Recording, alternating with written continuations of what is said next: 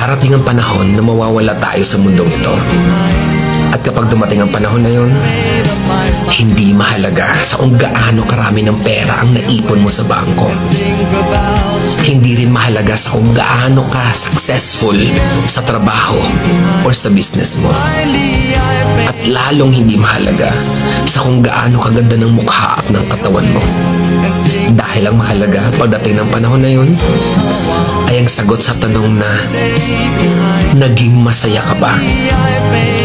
Nagawa mo ba ang kagustuhan ng puso mo kahit pag-gaano ka malito sa mata ng mundo? Dahil sa huli naman, ikaw naman magdadala ng mga memories na yon sa libingan mo, hindi naman ang mga tao sa paligid mo.